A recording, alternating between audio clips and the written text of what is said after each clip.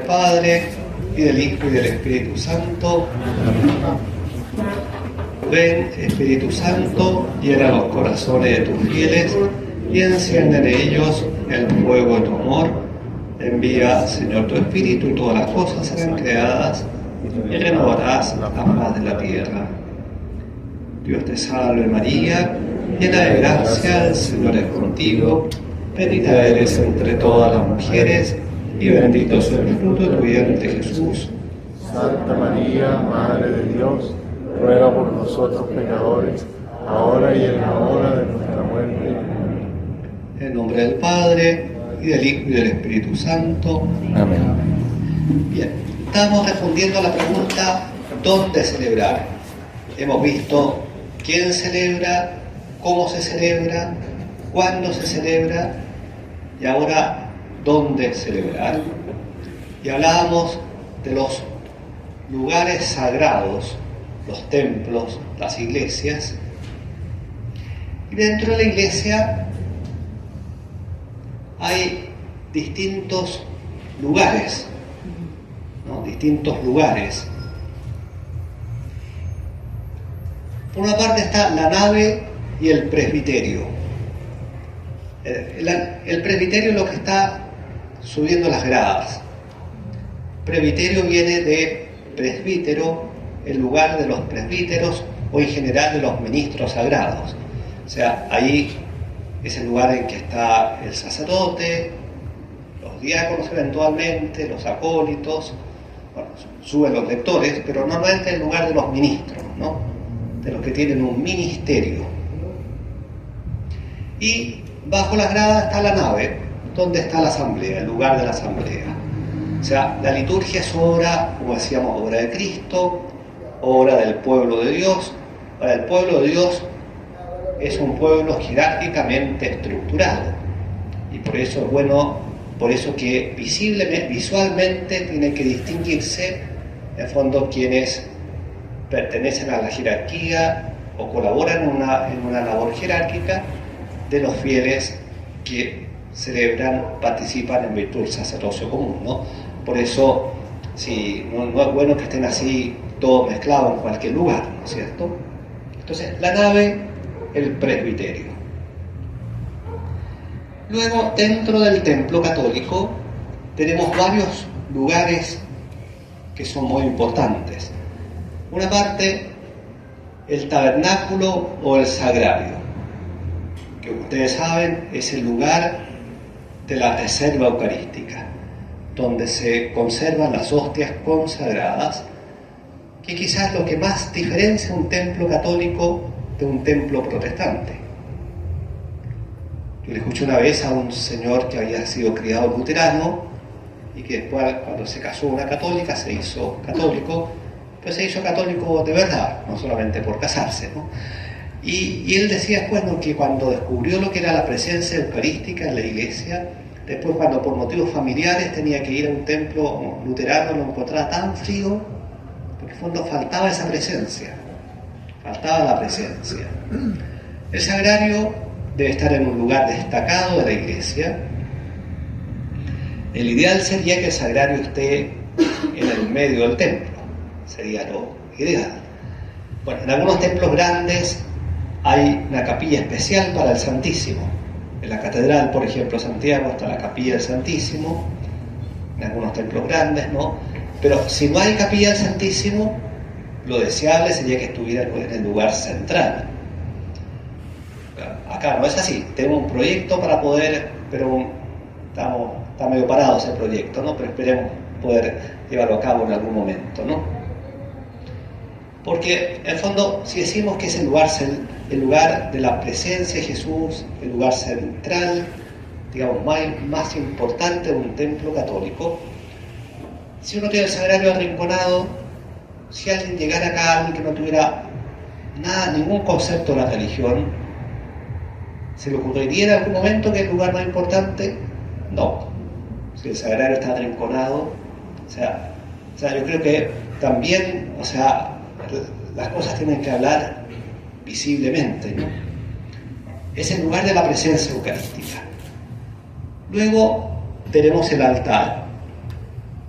el altar es el centro de la celebración de la misa. O sea, mientras se está celebrando la misa, el lugar más importante es el altar. Ahora, terminada la celebración, el lugar más importante del templo es el sagrario. Pero durante la celebración, todas las miradas convergen hacia el altar. El altar es símbolo de Cristo, es el lugar en que se renueva el sacrificio. No es una mera mesa. Por algo hablamos de altar. No es una mera mesa, ¿no? Altar, el término altar tiene íntima relación con el sacrificio. Todas las religiones que han ofrecido sacrificios, han tenido altares, ¿no? Porque la concepción católica, la misa es mucho más que un mero banquete. Para los protestantes la misa es un mero banquete, es un recuerdo de la cena. Pero para nosotros católicos, más que eso, es la renovación del sacrificio de Cristo, ¿no? Entonces, el altar, ¿no? El lugar del sacrificio, sin duda que también es la mesa de la cual participamos en el banquete eucarístico. Luego tenemos la sede. La sede es el lugar donde se ubica el que preside la celebración. Si es el lugar del obispo, se llama la cátedra. En una catedral, la sede tiene el lugar de cátedra, no es la cátedra episcopal. Es el lugar donde el obispo enseña, preside, ¿no? Bueno, en el resto de las iglesias, la sede es el lugar donde, o sea, es un lugar importante, pero tampoco puede ser el más importante, porque en el fondo el sacerdote, por mucho que presida la misa, es un servidor del misterio que se celebra. No puede él opacar lo que se celebra. Entonces, la sede es el lugar del celebrante. Luego tengo el ambón. El ambón es el lugar de lectura, de la proclamación de la palabra, de las lecturas, ¿no? De ahí se proclama la palabra, el ambón, ¿no? El ambón. Bueno, el confesionario es la sede del sacramento de la penitencia, y la reunión del pueblo de Dios comienza con el bautismo. Por tanto, el templo debe tener lugar apropiado para la celebración del bautismo. El baptisterio, bueno, antiguamente en algunas iglesias el baptisterio estaba en una capilla que estaba al lado de la iglesia, pero afuera. Todavía se conserva en algunos templos, ¿no? En fondo es una capilla que está contigua al templo, pero afuera del mismo, cerca de la puerta de la iglesia. En otros lugares es una capilla dentro del templo. Ahora, lo ideal sería que fuera una capilla que estuviera cerca de la puerta, porque el simbolismo del bautismo es la puerta de la vida cristiana, es la puerta de la vida de la iglesia. Bueno, acá, pero hoy día muchos templos, sobre todo cuando no son tan grandes, claro, porque va a tener una capilla especial para el bautismo, tiene que ser un templo grande, ¿no? En un templo parroquial normal a veces no se puede, ¿no? Nosotros tenemos la pila bautismal adelante porque no hay una capilla lateral, no existen, este templo no tiene capillas laterales, ¿no? Creo que en San Miguel hay un espacio distinto para el bautismo, si no me equivoco, ¿no? Hay una capilla bautismal, parece. Pero ahora lo hacen todo en la nave central. En la nave central, pero no es una nave lateral donde está la pila bautismal, ¿o no? Sí, pero esa pila se mueve. O sea, Y la llevan al medio. Sí, Ya. en la nave central. Ya.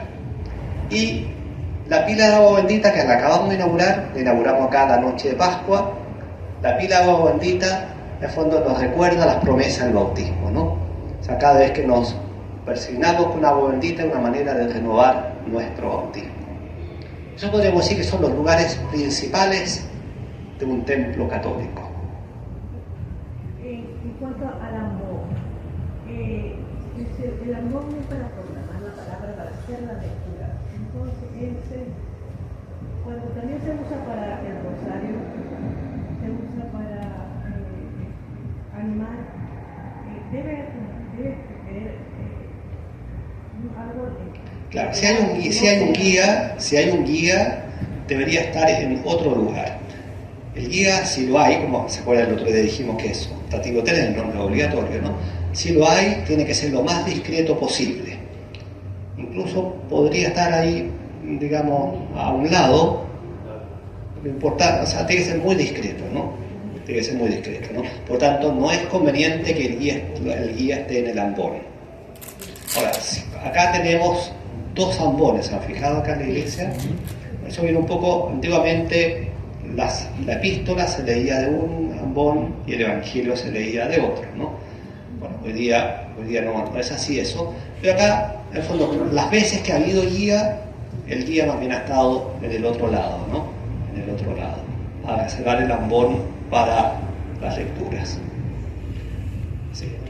Antes, no veo ahí, ¿el púlpito es un nombre anterior o es un sinónimo? Es que el púlpito era, en algunas iglesias, era un lugar separado, que era, bueno, había esos púlpitos ahí que eran medio barrocos, ¿no? Y el sacerdote se subía por una escalera a un lugar en alto, ¿no? Claro, era para la homilía, justamente, no era para la proclamación de las lecturas, era para la homilía. Sí. Pero ya en algunos lugares quedan así más bien como adornos, no es que se usen, ¿no? ¿La catedral? Sí. Padre, por favor. Bueno, según a mí me han dicho que el material con que se fabrica el altar debe ser el mismo del ambón, que es una regla que debe cumplirse.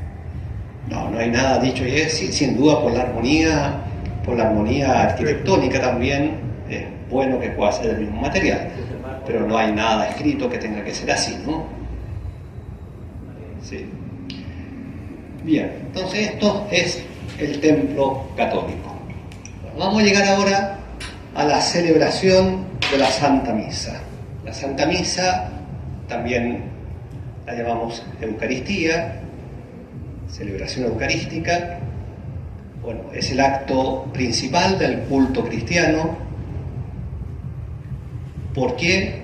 Porque en ella se renueva el sacrificio de Cristo, ¿no? La costumbre que hay en muchos lugares colocar la cruz al medio del altar, como acá también la tenemos, justamente es un signo que quiere recordar que se renueva en el altar el sacrificio de Cristo, ¿no? O sea, las palabras, la consagración, que es el corazón de la misa, solo tienen sentido en relación al Viernes Santo.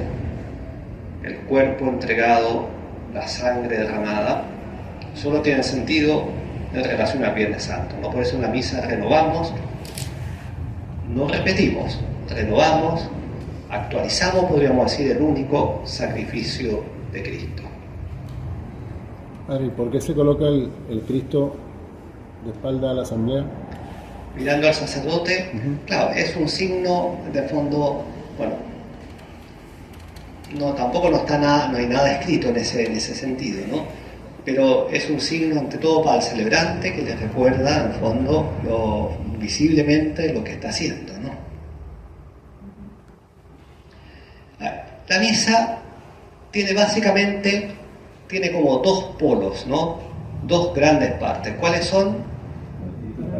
Liturgia de la palabra y liturgia eucarística. Ambas forman una unidad. O sea, ambas son un único acto de culto.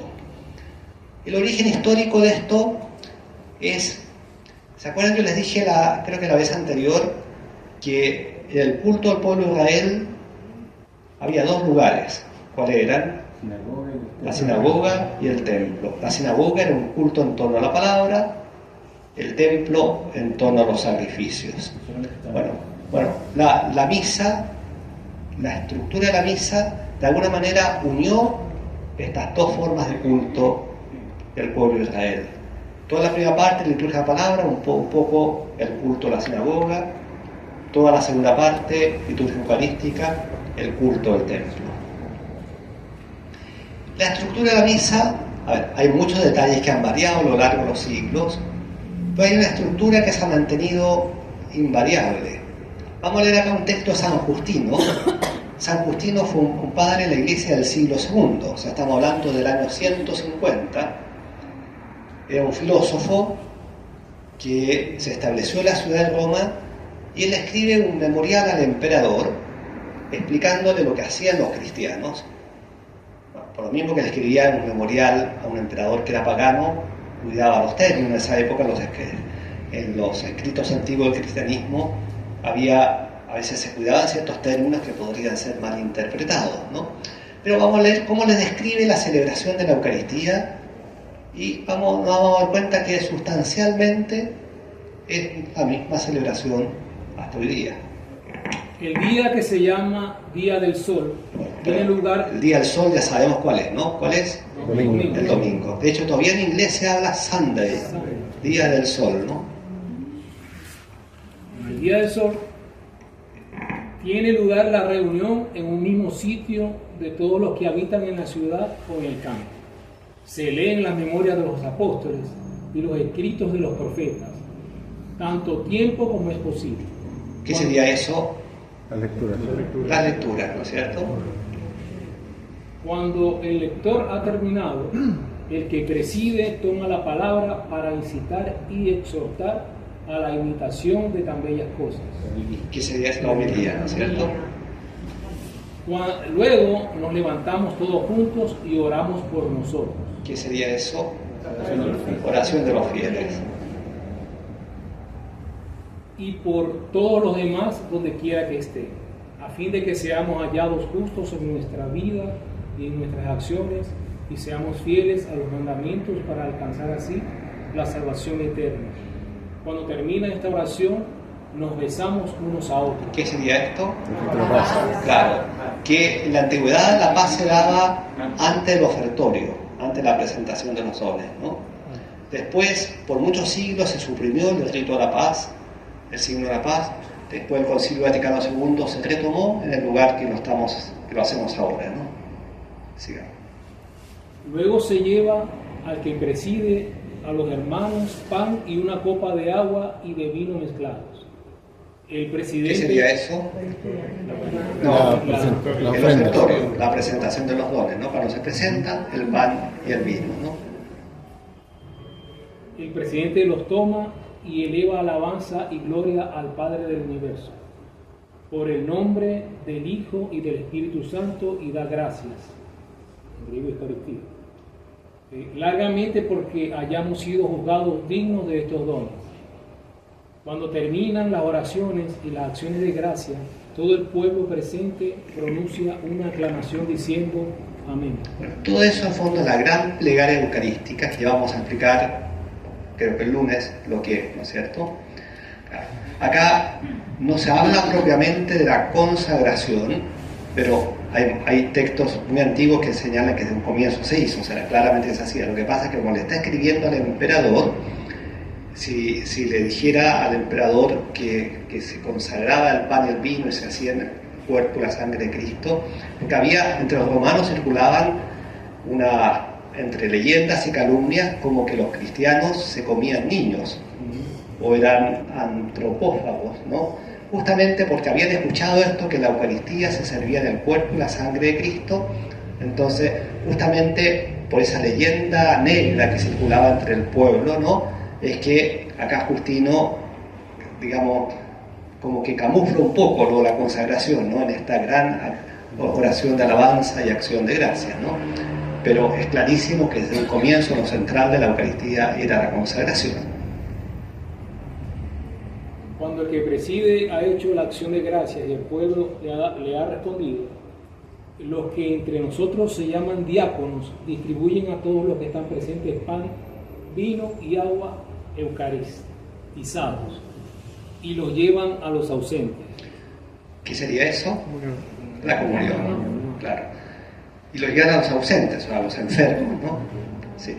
Y habla de ahí, dice, pan, vino y agua eucaristizados, o sea, es como el término para camuflar la consagración, ¿no es cierto? Pero se dan cuenta que la estructura es la misma. O sea, el año 150 estamos hablando. No, usted se adelantó a lo que yo le iba a preguntar, ¿qué año era eso?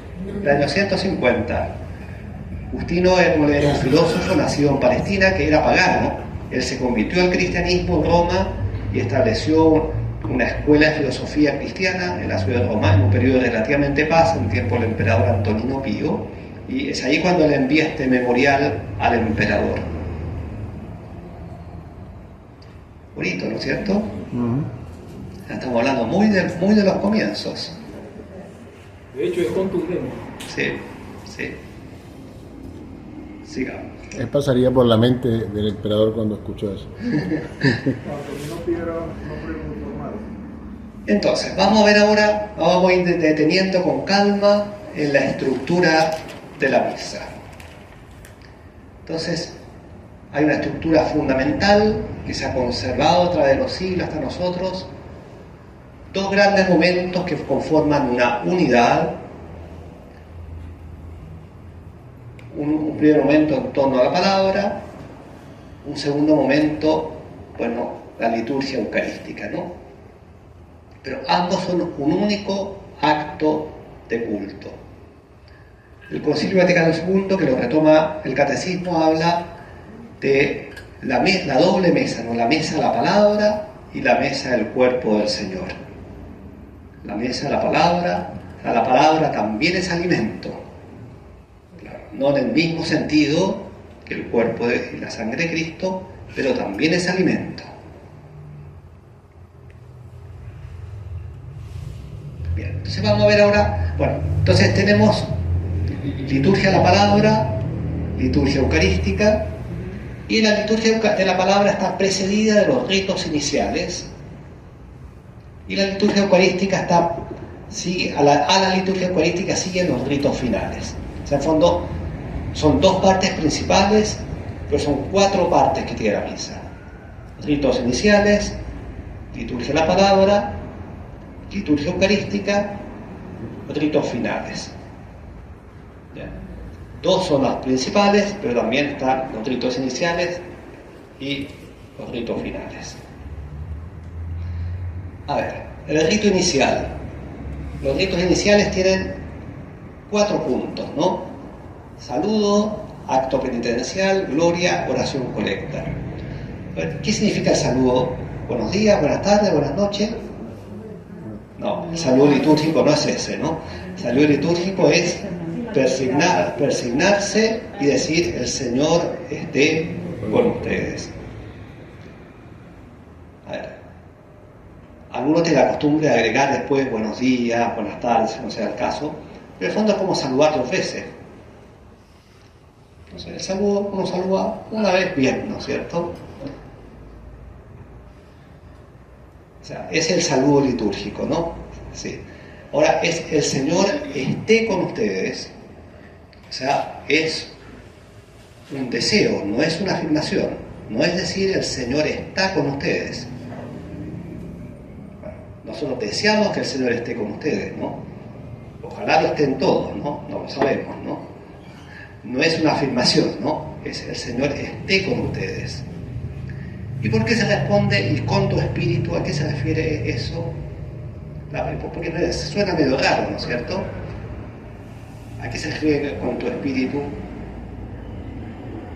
¿Al alma del sacerdote? No, se refiere al carisma propio de la ordenación, ¿no?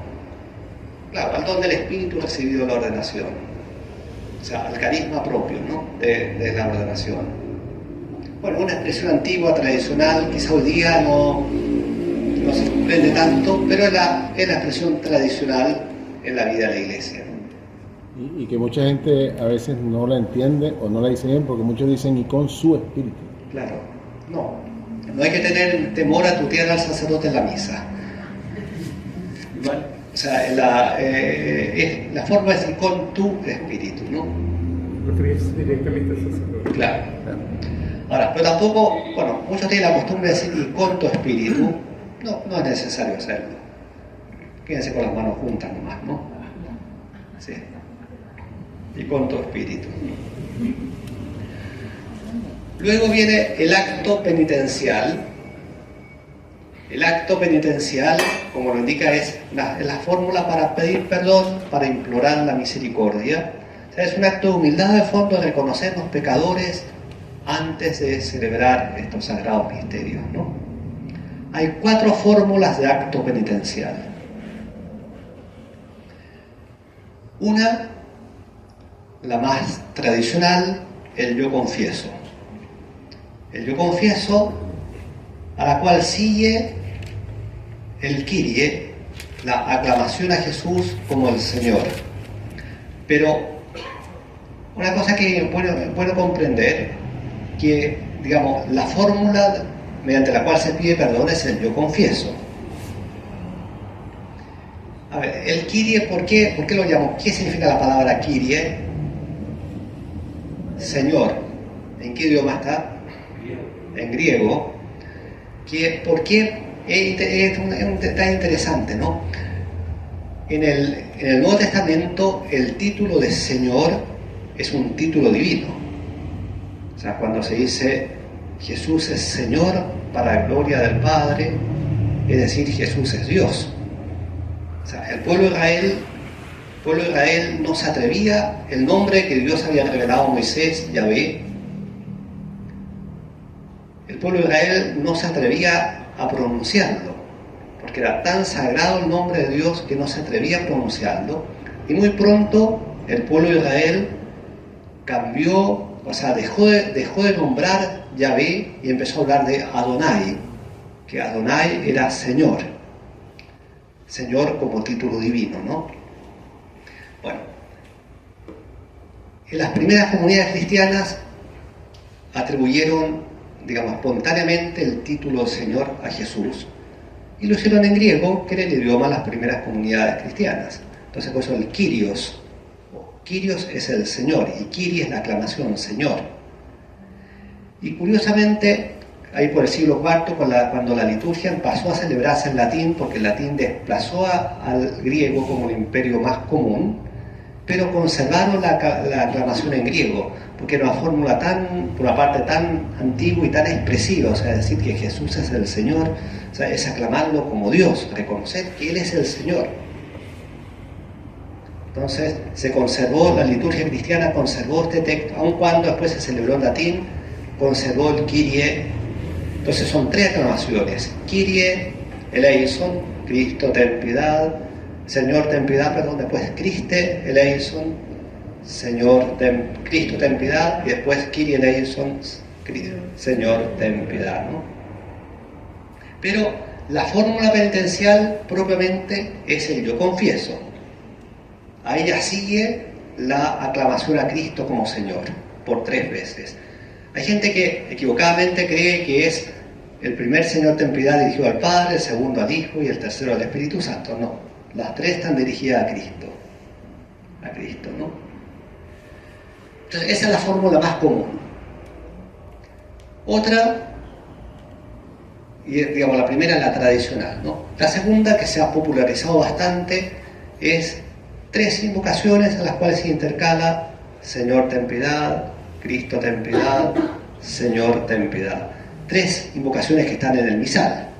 O sea, tú que has venido a sanar los corazones afligidos, Señor ten piedad. Que van variando. Ahí el misal te da varias fórmulas ahí para variar, también según el tiempo, Cuaresma, Pascua, Adviento, Ordinario, etc., ¿no? Una tercera fórmula que se usa muy poco, pero que en realidad la podríamos usar, hay que aprenderla así.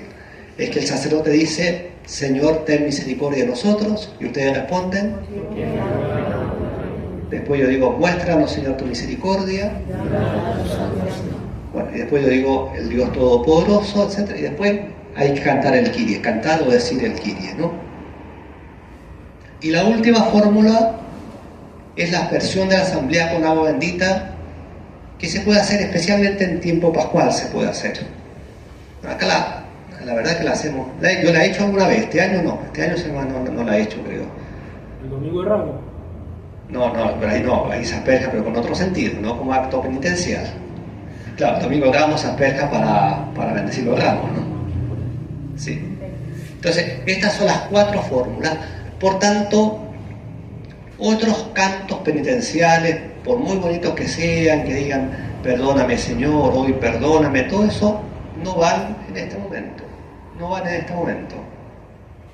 sea, lo único que se puede cantar en este momento es el Kyrie, el Señor ten piedad, ¿no? Y ojalá que sea Señor, ten piedad, sin ningún agregado, lo ideal, ¿no es cierto? A ver, y una de pregunta. Entonces, perdón, para terminar, entonces, acá estamos enseñando lo que hay que hacer, no lo que se hace en algunas partes, ¿no? Porque hoy día, claro, en muchos lugares se canta cantos que pueden ser bonitos, ¿sabes? No digo que no sean bonitos, ¿no? Cantos que hablan del perdón, en fin, pero hay otros momentos para hacerlo, ¿no? Incluso puede ser en momentos, ¿no?, en una oración ante el Santísimo, en una liturgia penitencial, o incluso la misa, si uno quisiera meterlo en la misa, podría ser, por ejemplo, en Cuaresma, como canto comunión, un canto perdón, perfectamente, ¿no? La segunda pregunta que dice de invocaciones intercala y después es correcto cantar nuevamente. No, ya no hay nada más que cantar. Porque, por ejemplo, si digo, tú que has venido a sanar a los pueblos afligidos, de ahí se canta Señor, ten piedad. Entonces, pues ya no hay nada más que cantar. Sí. O sea que eso de estar, decirle a este grupo que haga las oraciones penitenciales.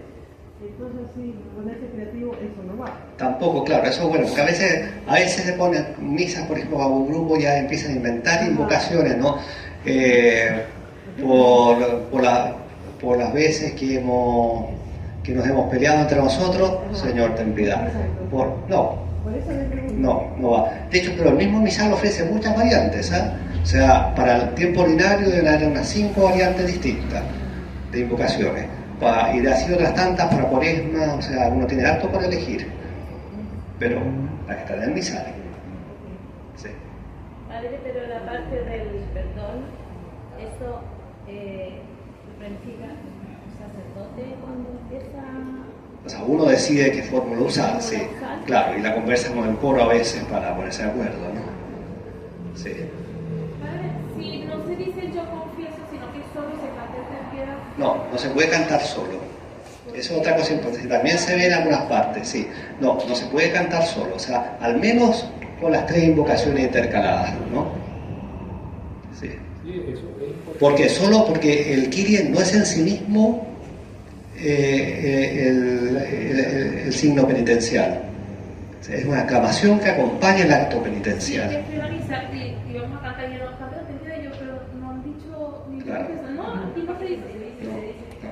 Lo que sí que esa invocación el coro la puede cantar. Por ejemplo, el coro de la Misa 12 acá, el coro de Pepe, ellos cantan a veces cantan también la invocación, pero la misma invocación que está en el misal, o sea, eso está bien. Que hay como un solista que canta, habitualmente lo hace un solista, que canta la invocación, tomando el texto del misal, y luego todo el coro canta Señor, ten piedad. ¿El coro puede hacer las invocaciones? Sí, si son con la letra del misal lo puede hacer. Sí.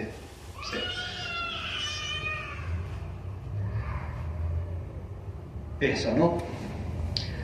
Ahí yo creo que tenemos, bueno, acá en la parroquia ya lo estamos haciendo bien, ¿no? Lo estamos haciendo bien. Costó un poco que en las capillas a veces, ahí también, la capilla yo tolero un poco más porque como voy poco, si voy así de muy de vez en cuando no me atrevo a dar mucha norma, ¿no? Pero lo ideal sería que poco a poco vayamos también aprendiendo, ¿no? Ahora, otra cosa a propósito de eso, entre el yo confieso y el Kyrie está la fórmula Dios Todopoderoso, tenga misericordia de nosotros, perdona nuestros pecados y nos lleva a la vida eterna.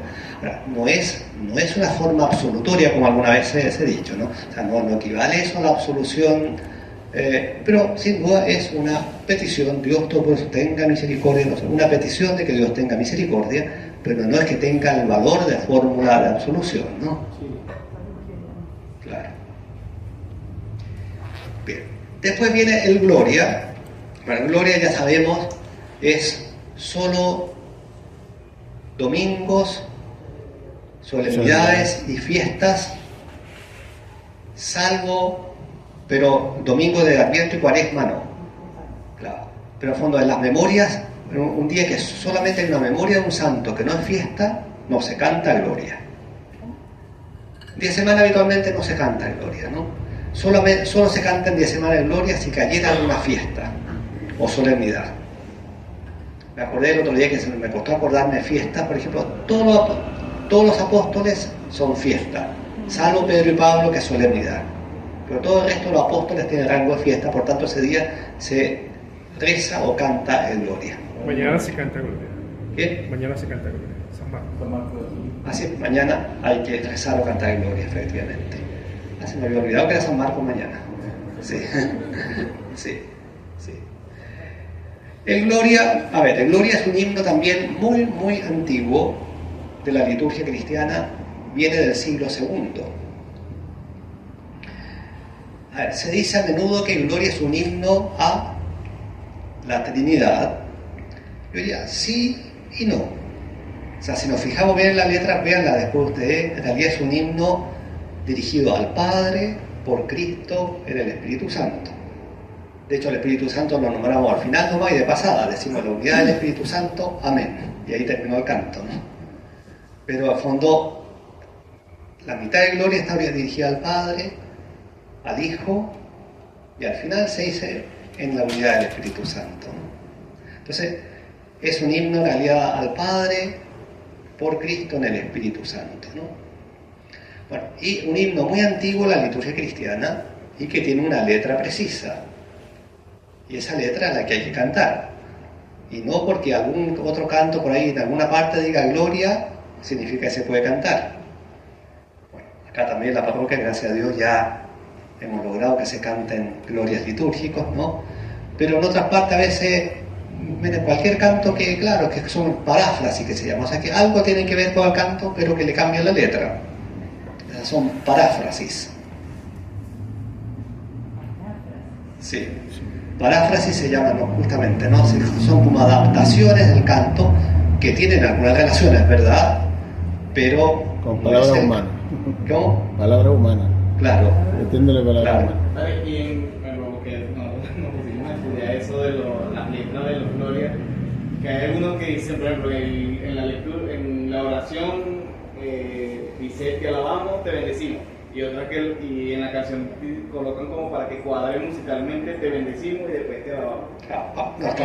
Claro, no, Se dice la misma palabra, pero uno diría, claro, no es lo mejor de lo mejor, pero bien, puede ser, o sea, porque en el fondo, claro, se hace, como tú dices, para adecuarlo a la melodía, ¿no? Porque en el fondo si siglos, o sea, si es bonito pensar la liturgia, o sea, que uno está unido a 20 siglos de generaciones cristianas, o sea, lo que yo estoy rezando o cantando ahora es lo mismo que rezaron los cristianos en el Imperio Romano, en medio de persecuciones, es lo mismo que rezaron cuando llegó el Evangelio al Extremo Oriente, o sea, es bonito sentirse unido en comunión con 20 siglos de cristianismo, ¿no?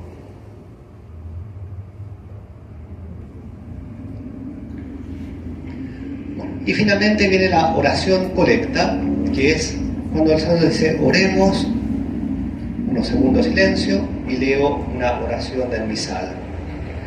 ¿Por qué se llama colecta?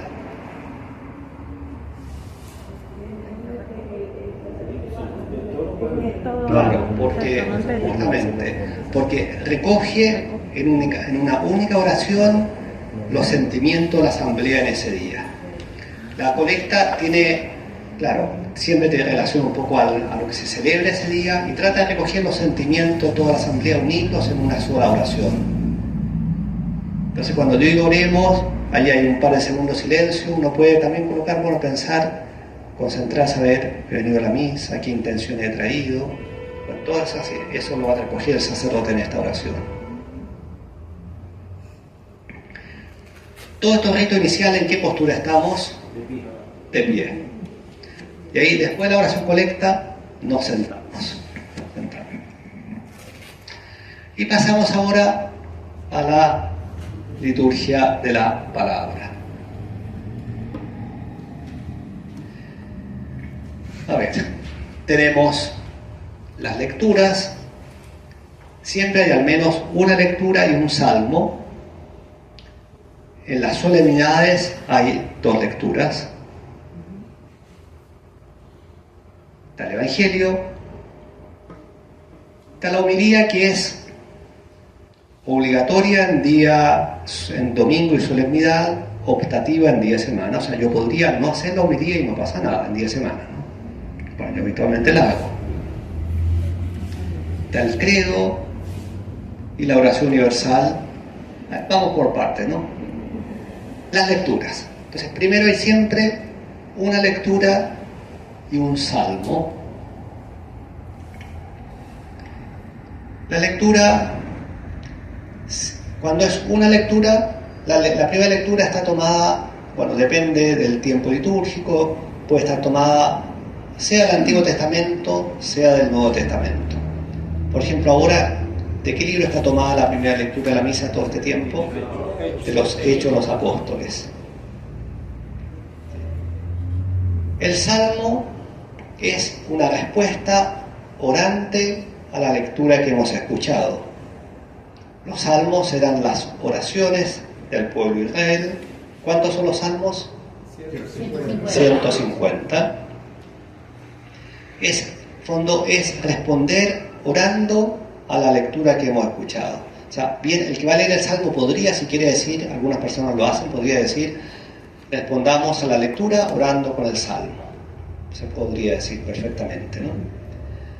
En las misas más solemnes es bonito cantar el salmo, o al menos cantar la antífona, pues, pero en misas solemnes, por ejemplo, incluso los domingos de los tiempos fuertes se puede cantar el salmo entero. El coro de la misa de 12 también lo hace habitualmente, ¿no? O sea, el pueblo de Israel normalmente cantaba los salmos. Los salmos eran himnos, oraciones cantadas, ¿no? Bueno, un día de semana, quizás no, un día de semana se lee, y el domingo, como les digo, o cantar la antífona, o incluso cantar el salmo entero. O sea, ahí está equivocado, entonces, como algunos dicen, respondamos al salmo con la antífona. Claro, no se responde al salmo, no. Con el salmo respondemos a la lectura. Entonces, uno podría decir, respondamos a la lectura con el salmo 50, por ejemplo. Y ahí se lee la antífona, ¿no? ¿Cómo? Claro, se puede decir, repitamos la antífona, o simplemente se lee y la gente ya sabe que es lo que hay que repetir, ¿no? Sí. Si hay segunda lectura, hay las solemnidades. Cuando hay segunda lectura, la segunda viene siempre del Nuevo Testamento. La segunda nunca es del Antiguo Testamento. Claro. ¿Qué hay entre las lecturas y el Evangelio? ¿Qué es lo que hay? El aleluya. El aleluya. Que el aleluya es la aclamación al Evangelio. Ayer y hoy acá los lectores de Salmos se han equivocado feamente, ¿no? Porque, no sé si se fijaron los que estuvieron en misa hoy día, porque leen el aleluya como si fuera una estrofa más del Salmo. Sí. No, o sea, claro que como el misal viene inmediatamente después, viene el aleluya, pero está marcado, sí, o sea, si se fija, está marcado que otra cosa. O sea, no, entonces, ya 2 días seguidos que llevamos con el mismo error, ¿no? Que leen como si fuera una estrofa más. Entonces, por eso yo invitaba rápido a la gente que se ponga de pie, porque ya no están en el aleluya y no hay que volverlo a cantar ahí. Bueno, pero hay que de a poquito enseñar, ¿no es cierto? Claro. ¿Cuándo hay que ponerse de pie? Con el aleluya. Porque hay gente que espera muy sentado ahí, que mientras se canta el aleluya, bueno, y se paran cuando el Evangelio, ¿no? Y otro error que pasa acá, porque a veces, ahora como tenemos hartos acólitos, gracias a Dios, en las misas solemnes estamos usando incienso también para el Evangelio. Entonces, claro, como llega el acólito primero para que yo bendiga el incensario, el coro ya empezó a cantar el aleluya, pero como yo no me paro, la gente no se para. No, por el aleluya tiene que pararse. Yo me pararé después cuando termine de bendecir el incienso, ¿no? Pues ya empezando el aleluya hay que pararse. En los salmos, el tiempo de Pascua, una variante de la antífona es el aleluya. Pero ahí habría que simplemente rezar, o cantarlo, pero rezar aleluya, pero no las dos cosas. O sea, no es o la antífona o la aleluya. No las dos cosas. Porque de hecho el mismo misal dice o bien. O bien. Y o bien significa una u otra. Que lo hacen corrido, entonces claro. dos cosas, pero se dice o bien. Sí. Entonces hay que ponerse a pie. Empieza el aleluya, hay que ponerse de pie. Y la aclamación del Evangelio es siempre aleluya. Salvo cuando. Salvo en Cuaresma. Pero la aclamación del Evangelio siempre, porque también a veces como aclamación cantan algunos por ahí otras cosas, ¿no? Es siempre aleluya. La respuesta puede ser otra cosa. La respuesta puede ser tu palabra me da vida, bueno, hay muchas, ¿no es cierto? Pero, claro, pero la aclamación es siempre un aleluya. Entonces, bueno, el Evangelio sin duda tiene un valor especial porque, bueno, es la palabra misma de Cristo, es Cristo que sigue hablando a su iglesia, como nos muestra la imagen acá, ¿no? Bueno, y varios signos muestran, en el fondo, la solemnidad, la proclamación del Evangelio. Primero, no es un fiel laico que lo proclama, el Evangelio lo proclama el diácono si lo hay, o si no el mismo sacerdote. Luego, que el hecho de que nos pongamos todos de pie. Luego, el hecho de que se puede acompañar con luces, con cirios. Se puede incensar el evangeliario, incluso el evangelio se puede leer, hay un libro especial que se llama Evangeliario, que se usa cada vez en la misa de 12 el domingo, ¿no? O sea, todos son signos que marcan la preeminencia del evangelio. O sea, es Cristo que sigue hablando en su iglesia.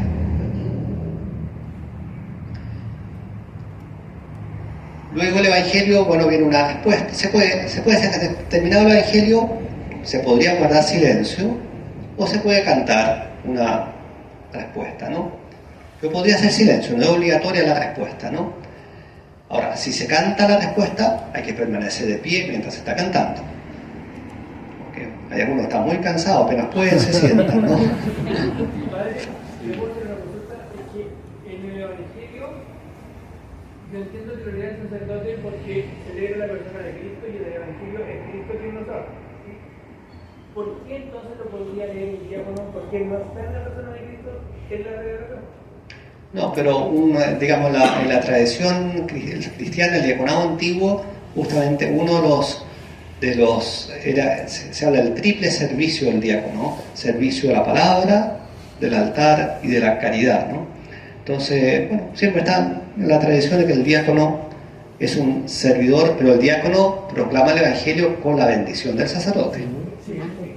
Claro, entonces ahí marca cuando el que preside, con la bendición de alguna manera, delega al diácono para que proclame el evangelio.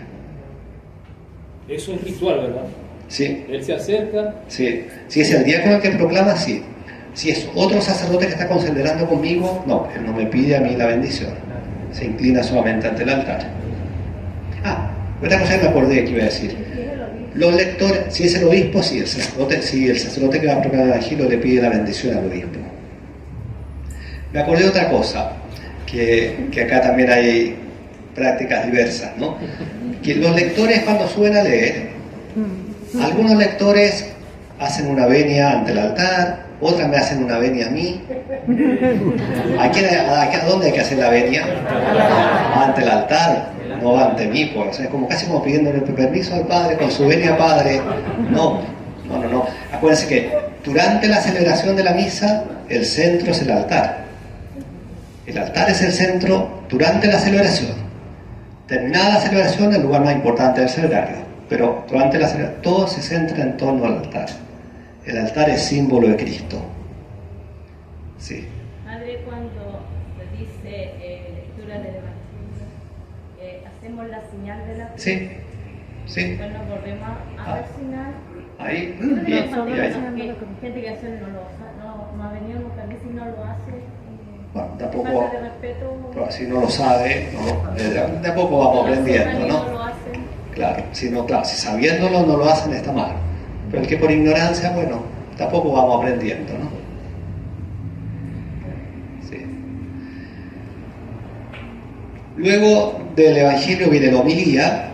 Como le digo, la homilía es obligatoria en domingo y solemnidades, optativa en día de semana. Bueno, la homilía busca explicar las lecturas o el misterio que se celebra, porque también puede ser, o sea, por ejemplo, el día de Pascua de Resurrección, claro, puede que uno no cite específicamente la lectura concreta, pero está hablando de la resurrección, que es el misterio que se celebra, ¿no? Luego el credo, ¿cuál es el sentido del credo? Es en el fondo, luego de haber escuchado la palabra, renovamos nuestra profesión de fe. De alguna manera es una respuesta a la palabra que ha sido proclamada, profesando nuestra fe. Y el credo, existen dos credos que se pueden usar en la liturgia. El credo llamado apostólico y el credo de Nicea. Acá en la parroquia, bueno, ya estamos usando ambos credos, ¿no? Ahí, para enriquecer la profesión de fe. Para que no lo haya visto, hay un curso del credo en YouTube. Del credo de Nicea. ¿Qué Sí, Nicea? sí. Acá, bueno, esto es una cosa mía nomás, no hay nada escrito, ¿no? Pero acá yo decidí que al menos mientras esté yo acá, en los tiempos fuertes, que ya sabemos cuáles son, vamos a rezar el credo de Nicea y en el tiempo ordinario el credo apostólico, ¿no? Pero eso no es que esté escrito así, eso, o sea, porque a mí se me ocurrió nomás, ¿no? Pero una manera de enriquecer la liturgia, ¿no? Y luego viene la oración universal. Nuevamente, la oración universal es obligatoria en domingos y solemnidades, y el resto de los días optativa. Yo en 10 semanas no la hago, ¿se han dado cuenta? Casi nunca. Es optativa. De hecho, la oración universal fue restaurada después del Concilio Vaticano II. Bueno, el texto de San Justino estaba, ¿se fijaron? Estaba, ¿no? Pero después se perdió, por siglos se perdió la oración universal de la misa y fue restaurada con la reforma litúrgica posterior al Vaticano II. José Alfonso. También llamada oración de los fieles, cuando después del credo o después de la homilía en 10 semanas se reza por la iglesia, el Papa, por el país, la paz, por los enfermos. En la oración universal, el misal dice que debería tener un cierto orden, o sea, primero pedir por la iglesia, después por el mundo, la paz, después quizás por los enfermos o los que sufren, y finalmente por alguna necesidad de la comunidad local, ¿no? Es un cierto orden, así más o menos orientativo, ¿no? Ahora, en la oración universal, una cosa importante, la introducción y la conclusión la debe hacer siempre el sacerdote. Pero las peticiones mismas las puede hacer o el diácono u otro fiel también. O sea, u otro fiel también. Acá, claro, acá quizás nos falta implementar más eso. Bueno, el diácono Claudio las lee él, las vocaciones del domingo, pero podría ser un fiel. En algunas misas o solemnidades se ha leído por parte de los laicos. Claro, que muchas veces como no están preparadas, entonces las hago yo nomás porque yo las improviso en el momento, ¿no es cierto? Porque ahí no están escritas, o sea, hay fórmulas que se proponen, pero se puede pedir, o sea, uno puede improvisar las peticiones, ¿no? Siguiendo un poco el orden que yo les dije. Padre, una pregunta, si alguien me pregunta en este momento, alguien que no conozca mucho, me dice, ¿por qué hay cosas que no se dicen en los días de semana? ¿Son prescindibles en la misa? O? Claro, son menos esenciales. Uno podría responder primero, son menos esenciales, ¿no? Y para marcar la diferencia, o sea, porque si todas las misas las celebráramos con la mayor solemnidad, con toda la pompa y con todo, en fondo se perdería el carácter especial de las grandes celebraciones, ¿no? Y se mantiene ¿cómo decir? El objeto central de la misa en todas es el mismo cielo. Claro, claro. Pero la oración universal también está en las celebraciones, porque el Viernes Santo... El Viernes Santo, sí, el Viernes Santo ahí tiene mucha fuerza la oración universal. Y ahí están en el misal, y ahí hay que leer esa y no otra. Claro, el Viernes Santo es un día especial en que hay una oración larga, y que hay que seguirla, que está en el misal, no se puede hacer otra y ese día. Así es. ¿Sí? He visto, y usted también tiene la práctica de hacerlo, la práctica no es la palabra, la manera de hacerlo, de que en misas solemnes también hasta este punto, que es el final de la liturgia de la palabra, todo va dirigido a veces desde una atril que está fuera del altar. ¿Okay? Claro, lo ideal sería, lo ideal sería efectivamente que la liturgia de la palabra se hiciera, el sacerdote lo hiciera de la sede, salvo la proclamación del Evangelio y la homilía que la hace del ambón, ¿no? Claro. Bueno, la homilía también la podría hacer de la sede. Ya. Y acá yo quiero hacerlo, yo quiero implementarlo eso, que me falta bueno, un buen atril y sobre todo un buen pedestal para el micrófono, porque es incómodo estar leyendo el misal con una mano sosteniendo el micrófono. O sea, teniendo eso, lo ideal es que los ritos iniciales hagan todo de la sede, Correcto. porque el altar tiene otro sentido. O sea, indistintamente de que sean misas de semana. O Claro, misas de- eso indistintamente. Ya, correcto. Yo, la otra parroquia que tenía esos implementos, tenía un de estos, ¿cómo se llaman? De estos pedestales para micrófono de pie, lo hacía a la sede siempre. Ya. Y se dedicaba solamente el altar para el Claro, al altar yo lo besaba al inicio y después volvía al altar para el ofertorio recién.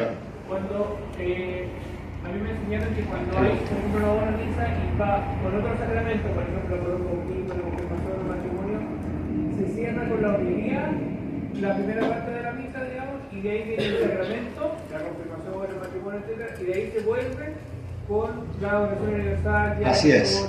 Cuando se inserta algunos sacramentos, no todos, algunos se pueden insertar en la misa, efectivamente se insertan, bueno, ahí varía de un sacramento a otro, pero en fondo entre el Evangelio y ante el ofertorio, efectivamente, ¿no? Bien, estamos ahora, gloria al Padre, y al Hijo, y al Espíritu Santo, como en el principio, ahora y siempre, por los siglos de los siglos. Amén.